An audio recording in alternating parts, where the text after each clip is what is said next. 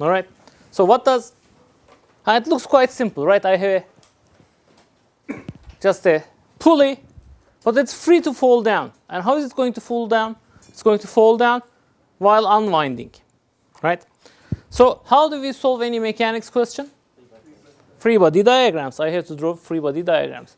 But here's what I'll do. I'll solve this question two ways. I'll first do it using dynamical equations. And then I'll also solve it using energy conservation. All right. So let's start with the first one. Let's start with. Oops. So what's the free body diagram for our disk? So there will be a tension here. What are the forces on my disk? There's always the weight, mg, and there is the tension force T. Now, what are my dynamical equations? My first dynamical equation is F equals ma. So let's assume that there's an acceleration going down. So what is ma? Ma is going to be mg minus T. It doesn't really matter where the force on a rigid body is applied. F equals ma takes into account all the forces acting on the body. All right? Now,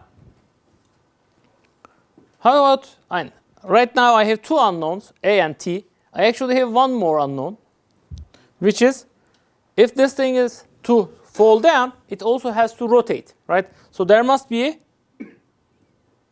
an angular acceleration alpha. Right now I've only written down one equation. I need one more equation. Which equation is that? Torque. So it's again Newton's law, this time for rotational quantities. Torque equals I alpha. But let's be very careful.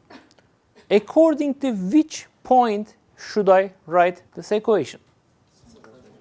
What was my rule? My rule is always do it for the center of mass. I can actually solve this by applying to another point, but let me stick to the center of mass. So I'm going to write this torque center of mass is I center of mass times alpha. Now, I center of mass for a disk, you could look up as mr squared over 2, right? So how about the torque? Torque was in vector form r cross f. So if I'm writing my torque with respect to the center of mass, does mg create any torque? No, why not? R is equal to 0. It's applied exactly to the center of mass. That's what weight, that's how weight shakes out. It's effectively applied to the center of mass. So there is no torque coming from here. How about the second force, the tension in the string? Does it create a force, a torque? It does. It creates a torque which is equal to T times R, because the angle between T and R is exactly 90 degrees. So torque according to center of mass is T times R. I center of mass is mr squared over 2. Alpha is alpha. And so this is alpha. And this is A. I have now two equations, but three unknowns, T, alpha, and A. So somehow alpha and A must be related to each other, right? So how are they going to be related to each other? It's the same equation over and over again, right? For this object to go down by an amount delta, it must actually give, if it goes down by delta, delta is r times theta. If I take two derivatives, alpha is,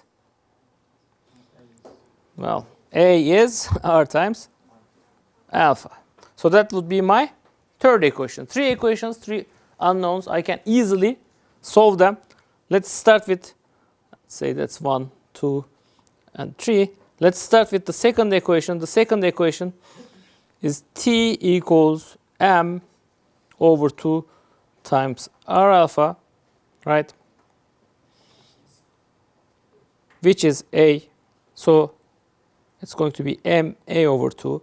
Now I can use that in the first equation. So M A is mg minus ma over 2, or m a 1 plus 1/2 is equal to mg. M's cancel. A comes out to be 2/3 of g. Alpha in this case becomes a over r, so it's going to be 2/3 g over r. And tension was m a over 2, so it's going to be m over 2 times 2/3 g m g over 3. Okay? Question? What about friction? There is tension on the disk. Louder, please. There is tension on the disk. Yes, there is. Because of the strain. What about friction? Is there no friction? When a string unwinds from a pulley, there is no appreciable friction because nothing is moving with respect to each other. It's just unwinding, right? If you think of the string, it's just basically unwinding from the pulley. It's not going to face any friction. It's not sliding with respect to the pulley. And the case in which we hang a mass from the pulley. Still, I don't see where friction will happen unless something is sliding with respect to something else. And here the rope is not sliding. So I don't think friction is of any importance in this problem. Of course, there is air friction and other things, but we generally neglect that, right? How many? Yes. I forgot to put speed I.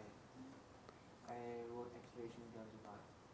Well, I mean, okay. So the thing is, in the question, it was not. I was not explicitly given, right? So what's our rule? Did we reach our goal here? Goal is to express the asked quantities in terms of the given quantities. I did reach that goal. I expressed everything in terms of G, R, and M. You did not. So I don't know how it's going to be graded. That's up to the grader, though. All right? So please, I know that it gets sort of boring after a point, but it's a good idea to check that we have actually reached our goal. How about the units here? A has its 2/3 units of g, which is acceleration. T is force, which is mg over 3. So that's also pretty standard. How about what was the unit of alpha? 1/2 squared. Alpha had units of 1/2 square. So what's the unit of g over r? Meters per second square divided by meters, 1/2 square. So that actually checks. Now, here's the thing. In this problem, it's very hard to find limits because there are so few variables. Okay. However, I can think of one limit. If g was equal to 0, nothing should fall down. If I did the experiment in the International Space Station, I would not see that pulley going down. But apart from that, I don't know any limit I can check, so I'm not super sure about the result. Because my result, dimensionally, if you look at what's given and what's asked, these are pretty much dimensionally the only correct things you can write down. Except for the coefficients. Maybe, I made a mistake, this 2/3 is 3/2. It's quite possible. My dimensional analysis will not be able to tell me if that's the correct number. Okay? So let me solve it in another way. But before the exam last week, we were talking mostly about rotational kinetic energy, right? So let's do a second solution here.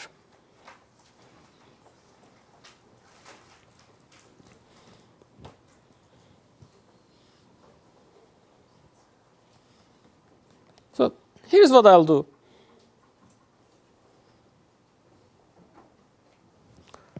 I'll assume that my disk actually falls by a height h. And I'm wondering what's the velocity and angular velocity of this object after it falls down a distance h. How do I do that? Well, I already told you energy is conserved during the fall. So let's do the following. Let's choose some reference level. And I'll choose my reference level to be the initial position of the center of mass. Okay. So can you tell me what's the initial energy of the system? Is there any kinetic energy initially? No, I'm just letting it go. Is there any potential energy? Not with the reference level I have chosen. So initial energy is 0. Once again, can energy be 0? Yes. Can it be negative? Sure, why not? Okay. There is nothing against that. Now, how about the final situation?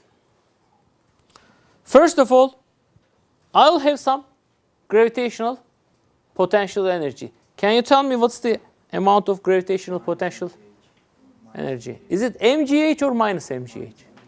Minus mgh. Why? Because I am actually below the reference level. So that will be my gravitational potential energy. What else? I have kinetic energy, but I have two sorts of kinetic energy. We could write kinetic energy only in the, and we can separate kinetic energy into a rotational kinetic energy plus a translational kinetic energy. But that we could do only in the center of mass frame. So what I should write is, this is going to be 1/2 m, that's also capital M, m v square plus 1/2 m r square over 2 times omega square. And this is moment of inertia with respect to the center of mass. So here is the thing though. And I will write initial energy is equal to final energy. So that gives me one equation. But I have two unknowns here, v and omega. But once again, v and omega must be related, right? Just as in the previous problem, here my v must be equal to omega times r. So here I'm going to write omega as v over r. So initial energy is 0, final energy is minus mgh plus 1/2 m v square plus 1/2 m r square over 2 v square over r square. So these cancel. Also m's cancel. That's nice. I'm taking gh to the other side. 1/2 v square plus 1/4 v square. So that gives me 3/4. So apparently v is 4/3 gh square root. All right? Now here's the thing. How do I check if this result actually gives me the same set of dynamical variables as the previous result? Here I don't have any information about time. I don't know how long it actually took to get here. But I know the following. I know that the disk falls with constant acceleration. So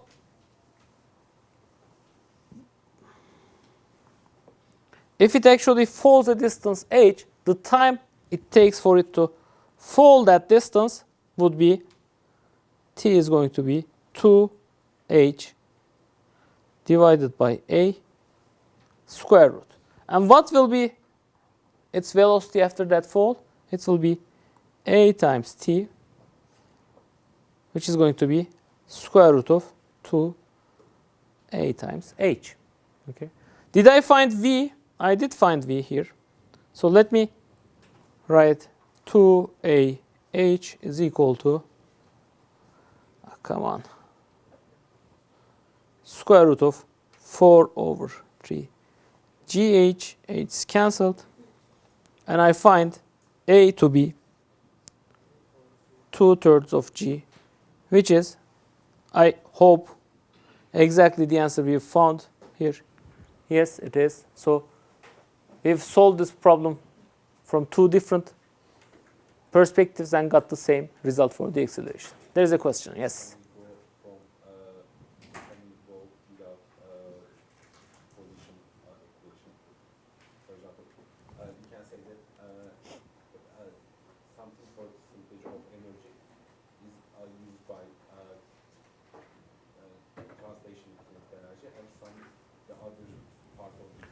What you're suggesting is we do away with this variable I used h in the middle, and you're basically saying that I can actually do it infinitesimally if I look at this, what happens to energy conservation for an infinitesimal fall in h. Okay. So you're saying percentages, which means, you know, if I roll it.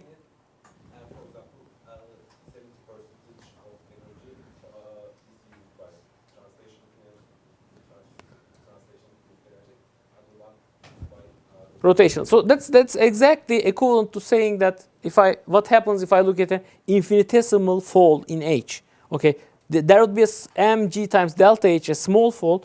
Let's say 30% of that will go to rotation, and the remaining 70% will go to translation. Okay. Yes, you can do that, but that's exactly equivalent to, it turns out, looking at dynamical equations. All right. So yeah, you can do it. It's not going to change. I mean, if you have the nice thing about correct results is that you can find them, you can reach that result from a variety of ways, from multiple ways. If you have a wrong result, generally you can reach it only one way. Okay, you must have made a mistake somewhere. Yes. Why 70 and 30%? We just made up the numbers. Okay, it's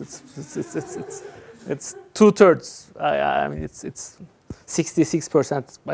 I would imagine something like that. Okay, so yes. When are we supposed to not use equations for time and use energy?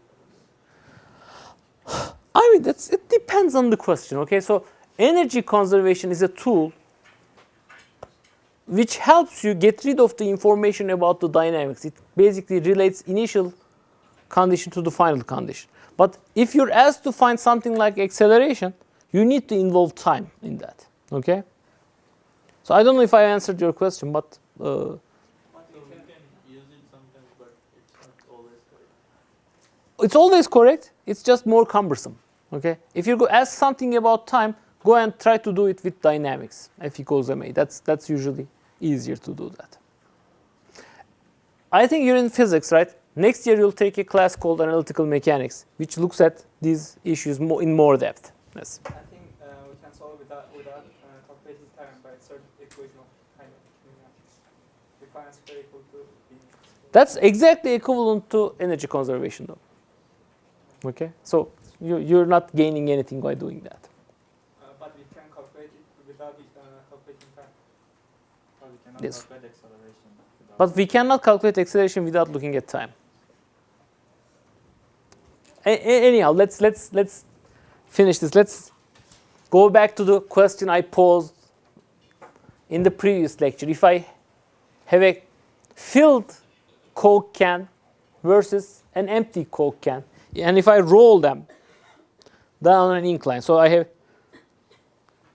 have to do this three-dimensionally, so that's going to be a mess. Let's see how it. So I put in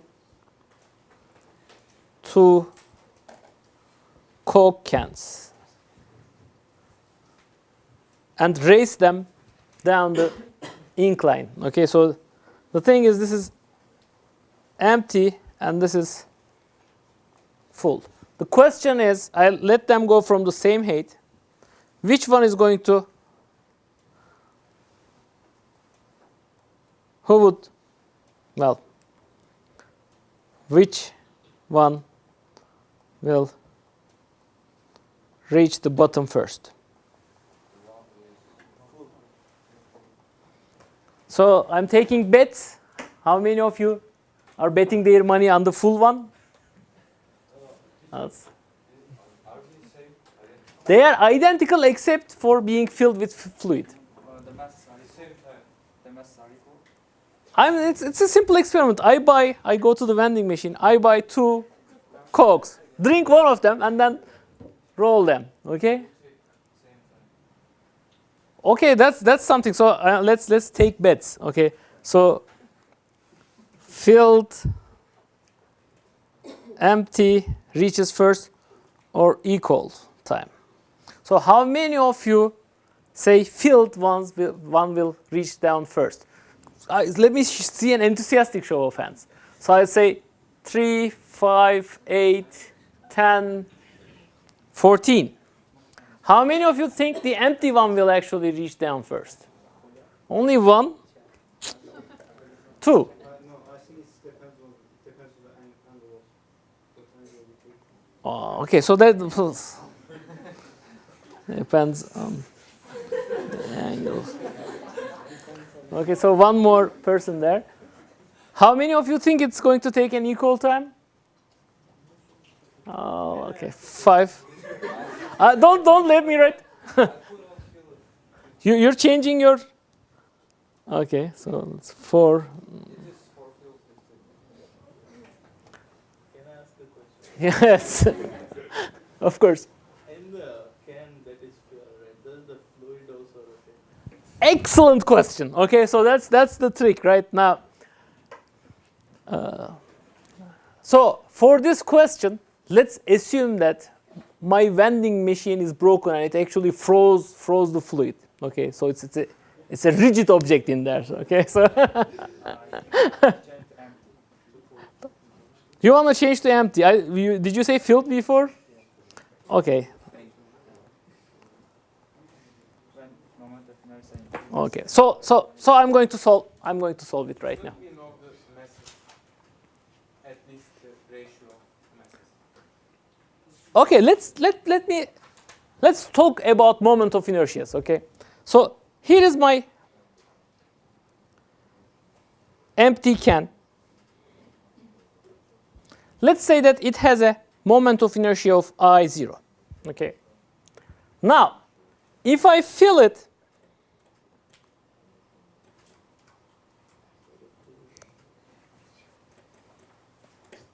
and I'll do my filling better than the Coke company, I'll fill it completely with fluid.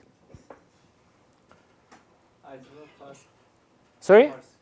Moment of inertia will be I0 plus MR square Exactly. So I0 is the moment of inertia of the can. I put in more material, so the filled one will be more than the empty moment of inertia by m fluid times r square over 2, right? So now, and if the mass of this object is m0, this is going to be m0 plus m fluid. Right. Now,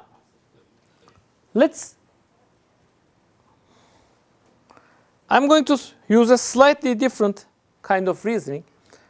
Let's say that in general, if I have M and I for any kind of disk with radius r, what will be its velocity if it rolls down an incline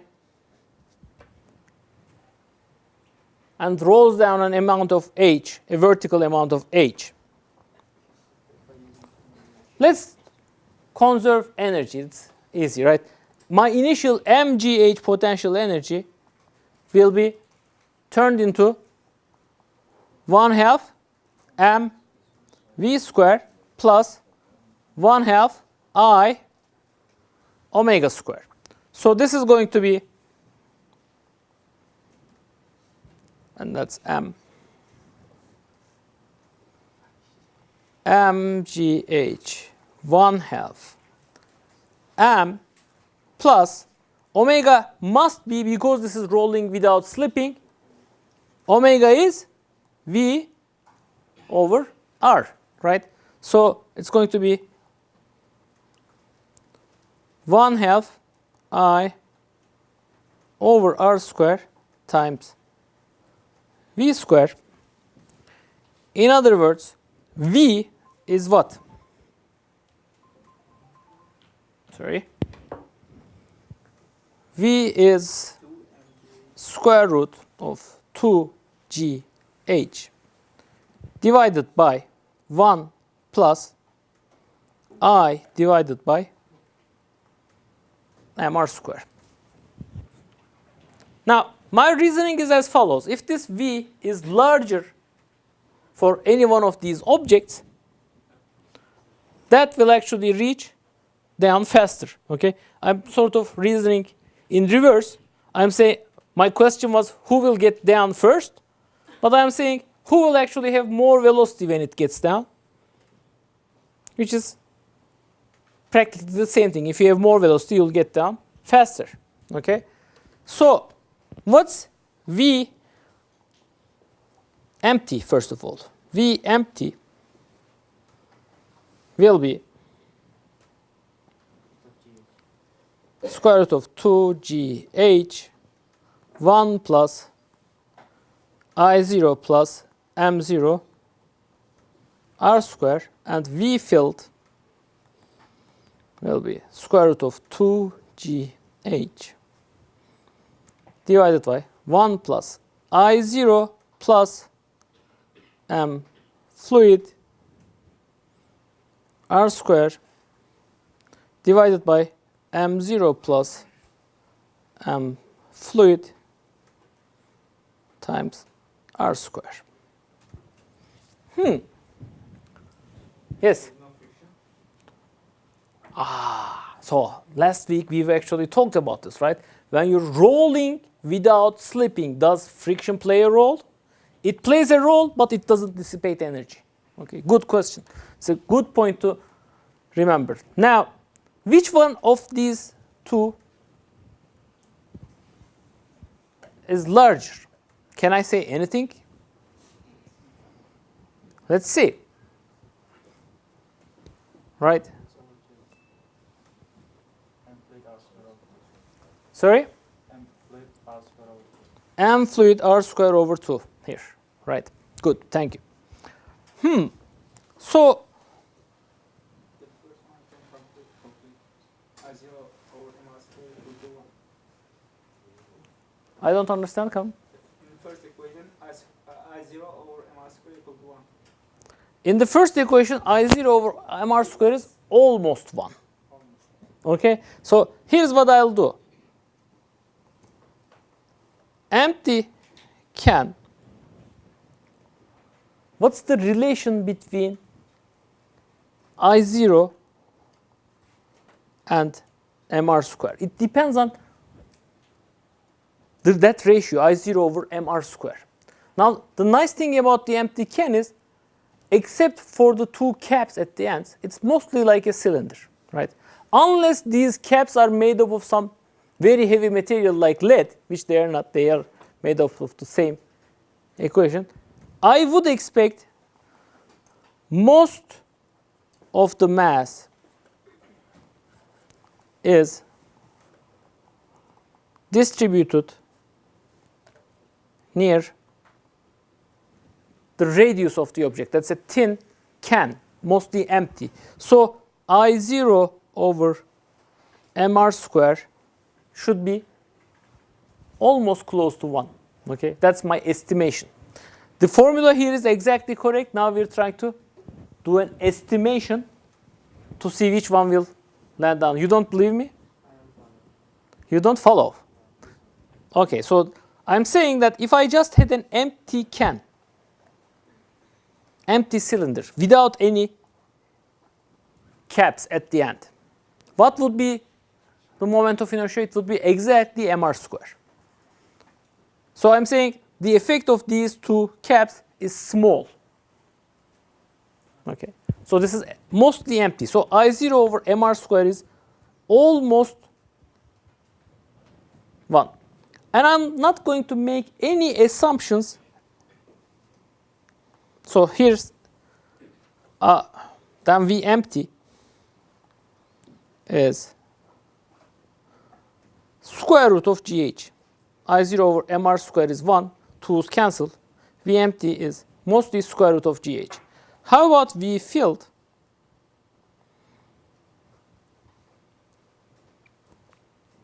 It's 2GH.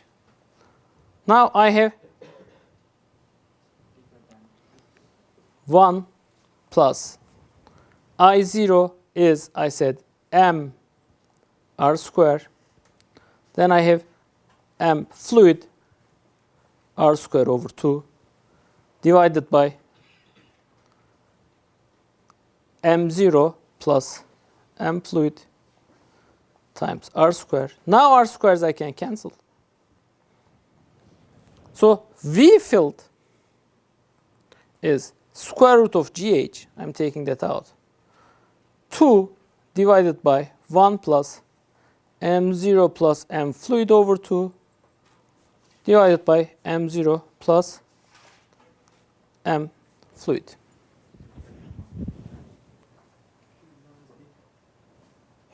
So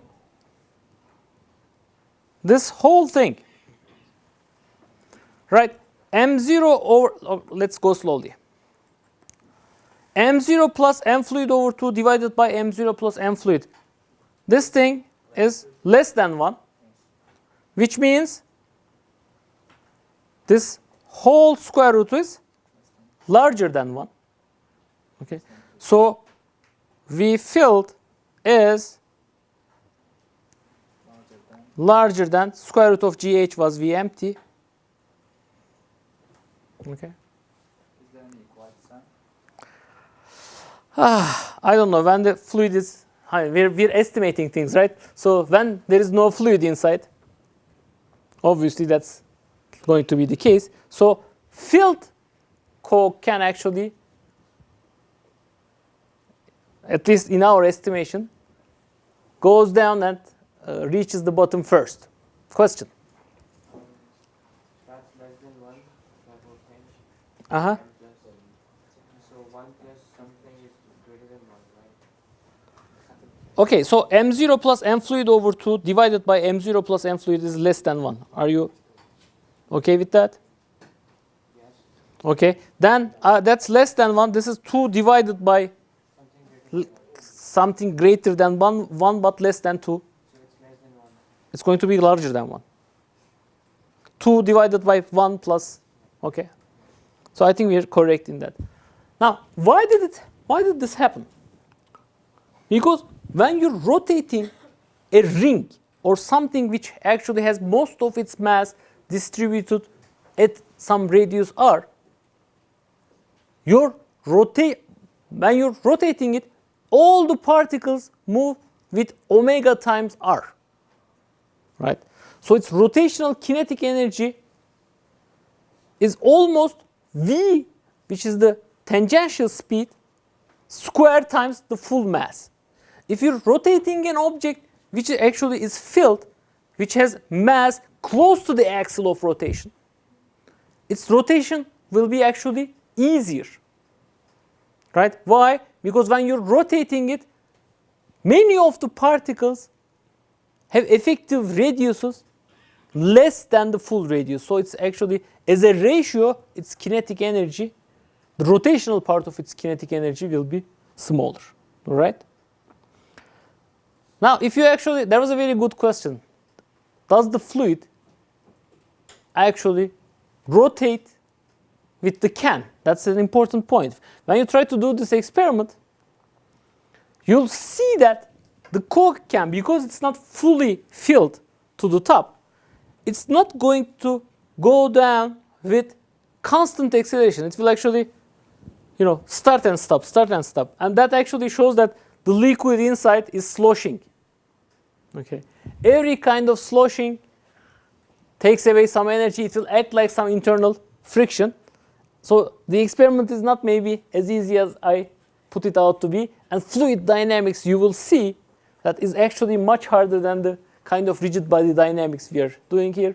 But let me tell you something about my research. Part of my research is about superfluids, like superfluid helium or Bose-Einstein condensates. A superfluid is a fluid which doesn't rotate with its container. You put it into a container, you rotate the container, and the superfluid doesn't care about that. Okay, it just stays there. So if you fill something with superfluid, that would be an excellent scenario. It will not cause any rotational kinetic energy. Yes?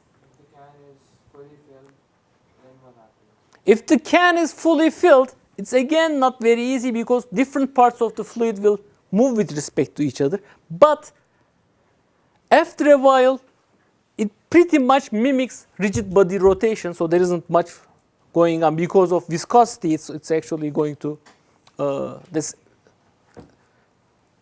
relative motion of the fluid with respect to each other is going to go away. Okay, let's take a 10-minute break. And when we come back, we'll talk more about rotation.